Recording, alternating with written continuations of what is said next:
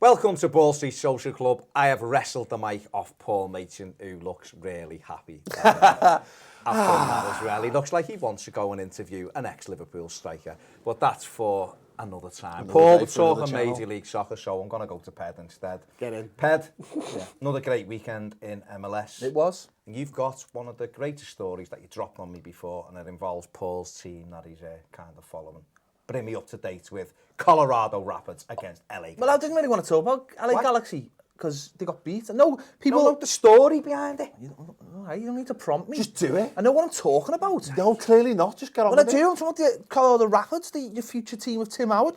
Yes. And Jermaine Jones. Well, Jermaine Jones is there. He's just signed. But I wanted to talk about Rapids because people are like, why is he always talking about like the Galaxy? And I wanted to talk about the Rapids, who obviously have had mixed fortunes over the last year or so. Crap, let's be honest. But They have got Kevin Doyle. Well, they have got Kevin Doyle. He only scored 5 goals last season. He came in late though.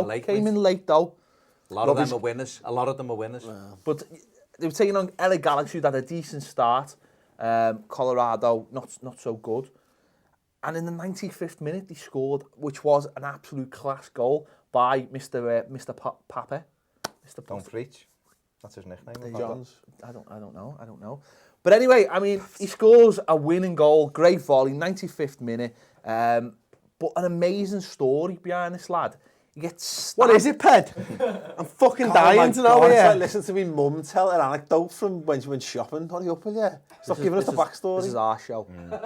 This is our show. You can. And we're here to give you and tips. You'll be doing it on your own. Viewer retention. And one of them is get to the fucking punchline, Ped. You can Snapchat it all you want, lad.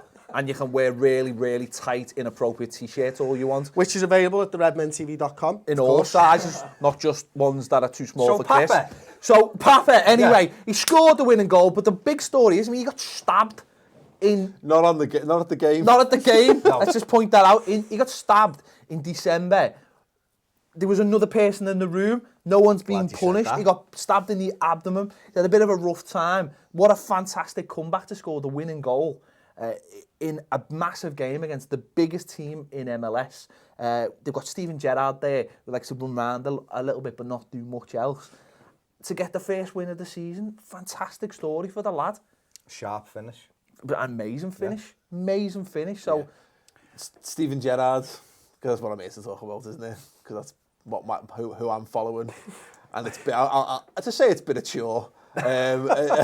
He's exaggerating it.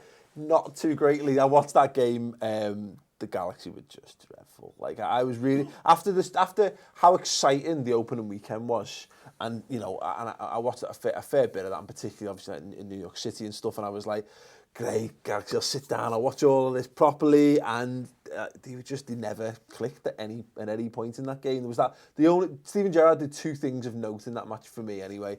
One was the free kick which Van Dam side-footed against the crossbar, which is obviously very close to being a great assist and a wonderful goal.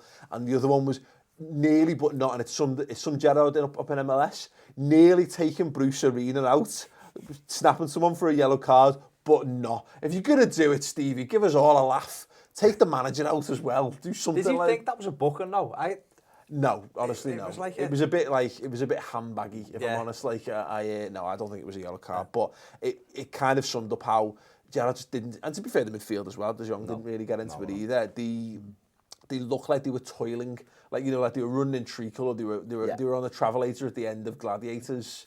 And they just jelly legs. Exactly. Well, this is the MLS for you, though. This is where we talk about playing in different places, altitude, or heat, or things like that. Altitude is the heat. When you go to where they don't really make enough use of it. I don't know whether their players are used to it, but this is one of the things there. So it happened last year. Galaxy it was like with Gerrard made his debut, great start. Week after they went to Houston, got beat because it was, just roasting hot. Same thing this week. The great start last week. And then they go somewhere and throw it all away. And this is what makes MLS what it is.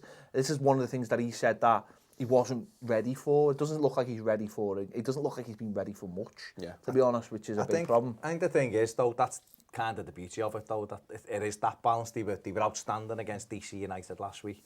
Mike McGee, what happened to him? Mike McGee. Watch out for him. He's really good. He's rubbish.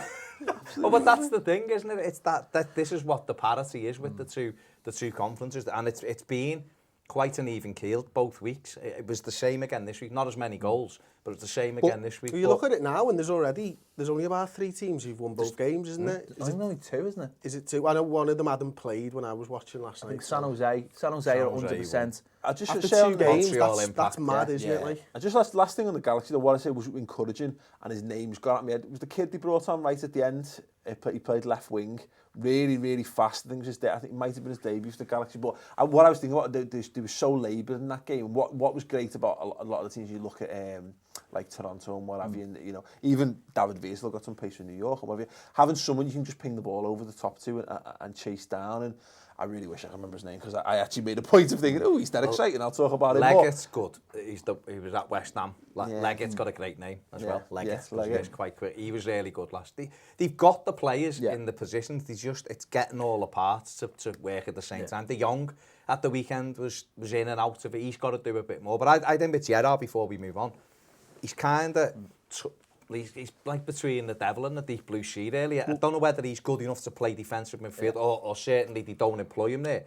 And I don't know whether he'd be better off just playing off the striker, because that middle bit where he is, there's too many people. Well, the issue with Galaxy, is that at some point Robbie Keane's he's going to be too old, and it'll happen like that, I think. And he's going to go from being a 20-30 goal a season centre forward to not, or forward, not centre forward, and that.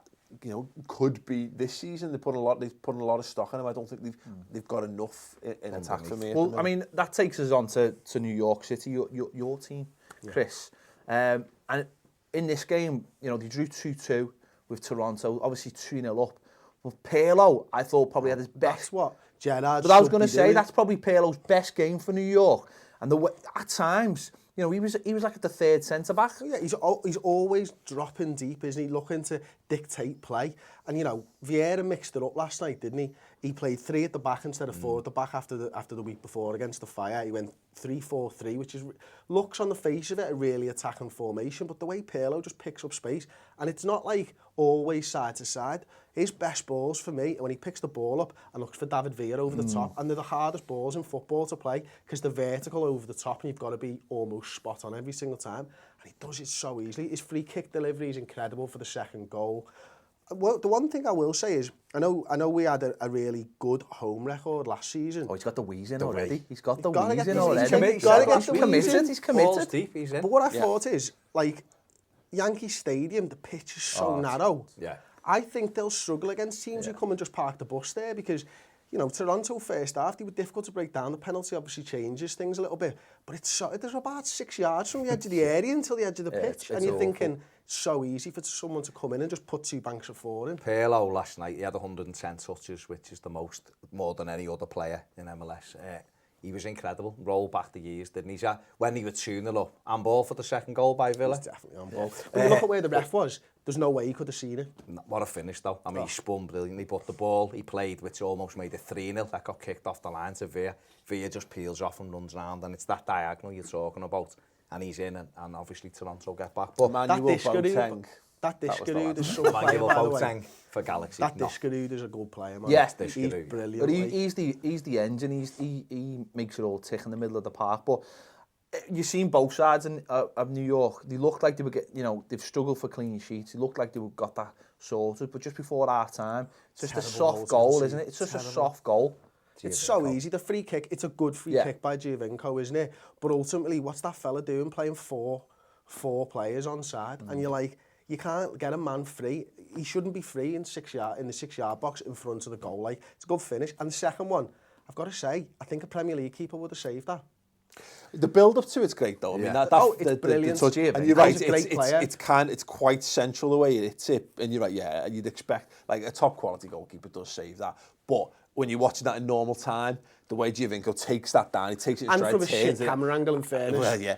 Which is their normal camera angle. You can't see nothing. It's horrendous, isn't it? It's like they've put that on purpose so you can't see how bad the pitch is. It is, though. It's like, right, we're not going to show you most of the pitch. When it goes above, you can see the baseball. You just want like the FIFA control, don't you? You can press settings and move it back. Yeah, it's so bad. It's Kelly so... 2 or whatever. Like, The thing is, you're right, when that goal goes in, you think that's unstoppable, and then you see it from is it the angle in the top corner of the goal that they put in occasionally, and you go, all right, the keeper should have had that. Went through the middle. I think he's caught him on the hop because he's tracked it across and hit it back with his left foot. He hasn't been set, which is weird because Saunders, he makes some amazing saves, but then other times against the Fire, it's things like that. So, but obviously a point, so they've both got 4 points from their opening 2 games.